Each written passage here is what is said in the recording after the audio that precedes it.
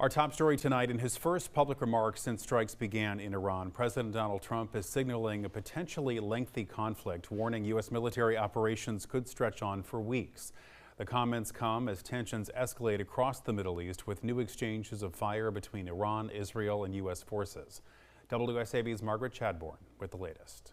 The president is warning operations in Iran could last 4 to 5 weeks, but the U.S. is prepared for it to last much longer. The purpose of this fast-growing missile program was to shield their nuclear weapon development. President Trump from the White House promised the U.S. will keep up its military offensive in Iran until its missile capabilities are destroyed. But whatever the time is, it's okay, whatever it takes. The president outlined other key goals: take out the country's Navy, cut off its path to a nuclear weapon, and ensure that the government cannot provide support to terrorist armies. No mention of a regime change from the president Monday, although earlier Defense Secretary Pete Hegseth did address the death of Iran's supreme leader. This is not a so-called regime change war, but the regime sure did change. U.S. Central Command announcing a 6th U.S. service member has died. They're heroes and represent the best of our nation has to offer. Since the U.S. and Israel first launched airstrikes over the weekend, Iran is retaliating, firing attacks toward Israel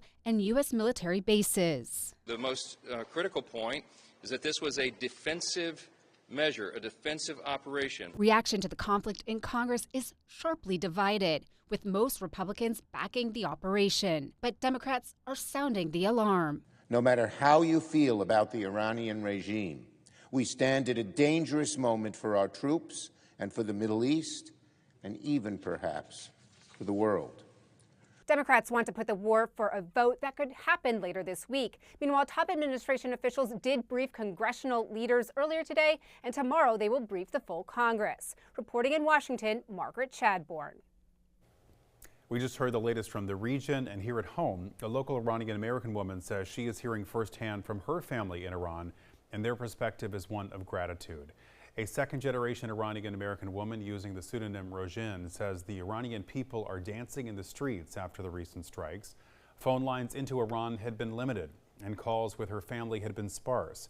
Rojin says when her mother-in-law did get through, she would plead for help until Saturday night when everything changed.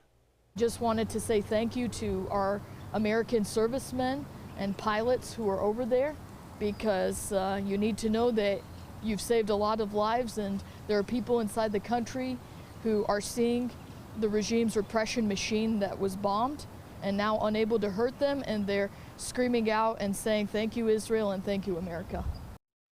She says she has spoken with others who also have family in Iran, and they are hearing the same thing: gratitude toward the United States and Israel for the strikes. While some overseas and here at home are celebrating, other local lawmakers disagree with the effort.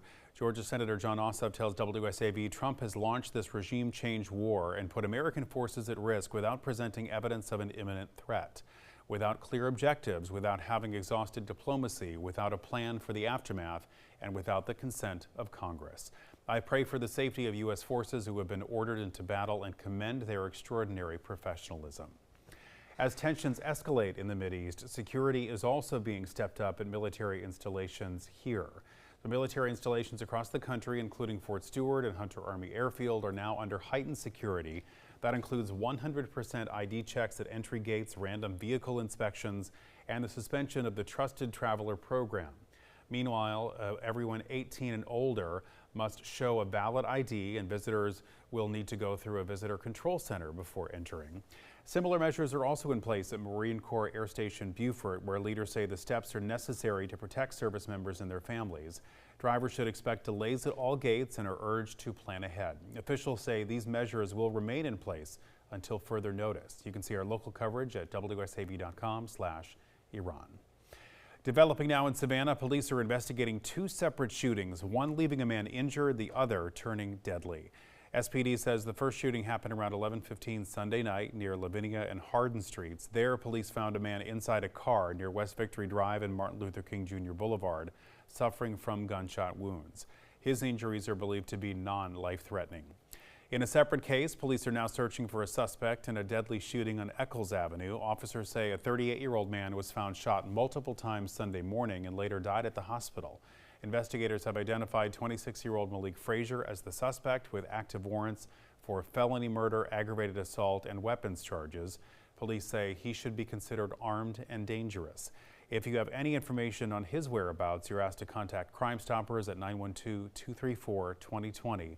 Both cases remain under investigation. A second victim of the mass shooting outside a St. Helena Island bar last year is now filing a lawsuit against the business. Beaufort County resident Zendaya Clark claims that she was seriously hurt during the October 11th shooting at Willie's Bar and Grill. An alumni tailgate event that left 4 people dead and dozens hurt was going on at the time. Clark's lawsuit against Willie Terrell Food Services alleges the bar violated state alcohol law by serving excessive alcohol to one of the suspected shooters, 27-year-old Anthony Freeman. This lawsuit mirrors a December claim filed by Quinetta Clark, another person shot during the incident. Valdosta police have arrested 3 juveniles in a vape shop burglary. Officers say they recovered more than $1,500 in stolen merchandise. Just after 1 a.m. on February 28th, officers responded to an alarm at Habibi Vape Shop on North Ashley Street. A 16-year-old boy was caught with the help of a canine unit, dropping several vapes taken from the shop. Shortly after, 2 13-year-old boys were found hiding in a nearby utility closet and taken into custody. They face first-degree burglary, criminal damage to property, obstruction of an officer, and curfew violations, and were sent to a regional youth detention center.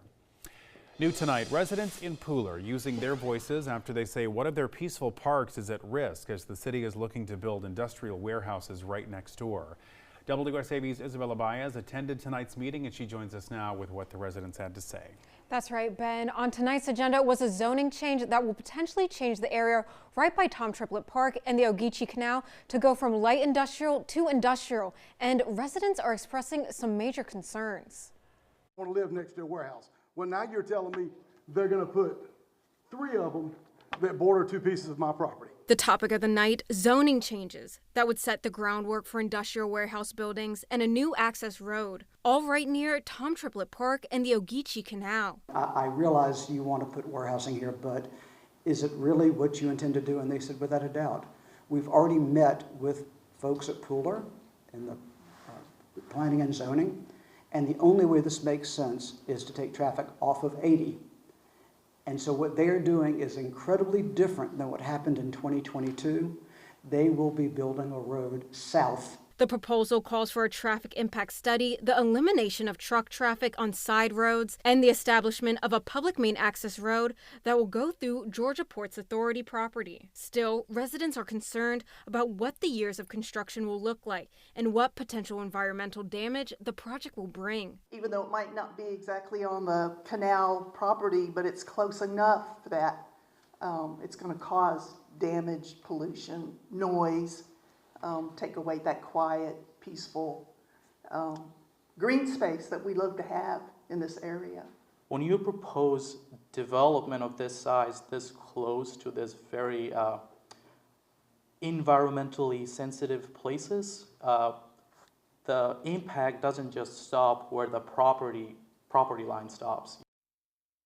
City officials say this item will make its way back in front of City Council on April 6th. And if project managers can prove they notified all entities involved, there will not be another public hearing. Isabella Baez, WSAV News 3 on your side. Isabella, thank you. State-of-the-art equipment at Hilton Head Island Airport is designed to make things safer for travelers and ground crews. It is called the U-Avionics Flight Line Position Reference Tool, a long name for a new awareness system for the air traffic control tower. Before, air traffic controllers didn't have specific tools to watch and talk to the 80 flights or more coming in and out every day. Now they have real-time monitoring of each plane takeoff, landing, and position in case of a small issue, a mistake, or a question.